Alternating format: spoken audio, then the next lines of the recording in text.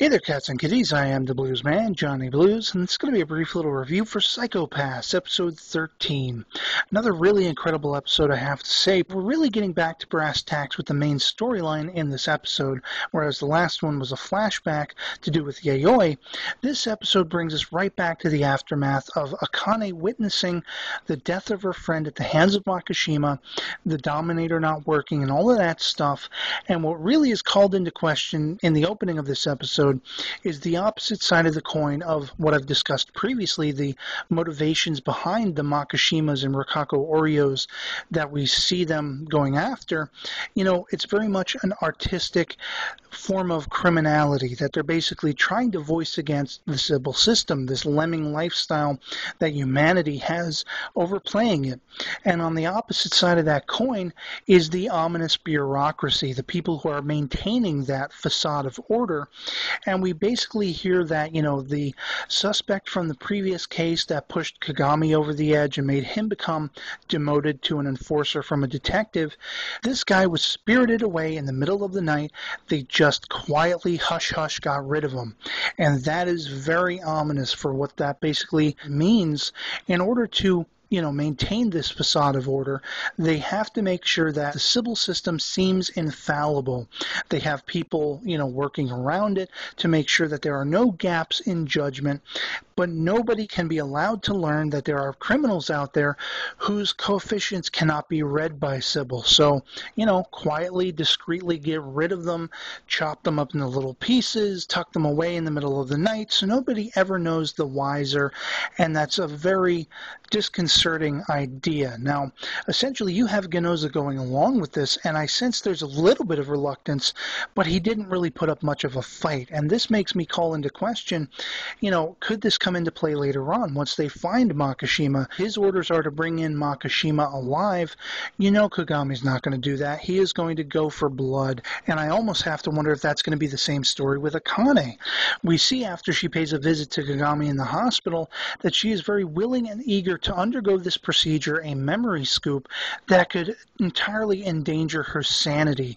She could end up just like Kagami, demoted from a detective to an enforcer. Her criminal coefficient could raise exponentially, and she's resigned herself to that fact. Oh, this is the worst case scenario, but it's worth it. We got to find Makishima, and I'm willing to risk all of this to make that happen. Now, she undergoes this procedure, but not before scaring the hell out of everybody. I mean, Genoza, Kagami especially, those two were on the edge of their seats as much as I was as a viewer, afraid for Akane's mind, afraid for her life, to re-witness this entire horrifying murder of her friend at the hands of Makishima just to get his face, just to get a profile picture that they could use to hunt him down.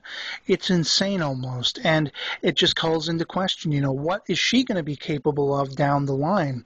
Is she going to maintain a level of doing this by the book, every letter of the law, or could she perhaps change at some point and really seek vengeance? I think it'll be more Kagami than Akane who will do that, but it just calls it into question. And of course, Genoza has his orders, so that conflict that may be coming is going to be very compelling. Now, we also got a big time reveal in this episode that one of my viewers, in a discussion with one of you guys on a previous one of my reviews, one of you basically said, with the way Tomomi was acting to Genoza in that episode where essentially Genoza was holding Kagami's disappearance over Akane's head and trying to blame her for it and make her feel guilty for it, you had Tomomi walk over and grab Genoza and throw him against a wall.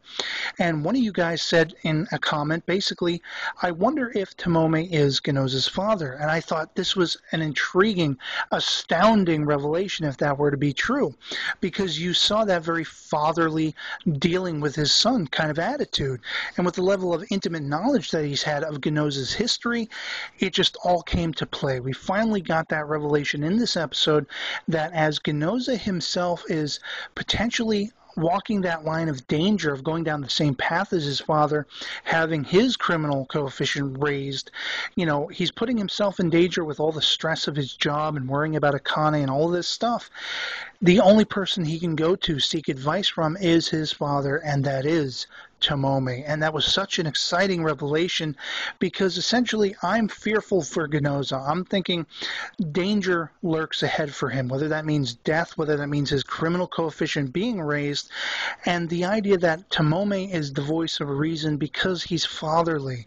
He's trying to be fatherly. It just adds a whole nother dynamic to their relationship, to Tomomi's relationship with Akane being her mentor. It's really that much more exciting. I just cannot wait to see how much more gets revealed in the next episode, how soon it will be before they get Makishima, and it's just an incredible series. I'd love to hear from you guys in the comments below what you thought of this episode. Was it as astounding for you as it was for me? And that's pretty much all I'm going to say on it, so I'll catch you all later. Peace.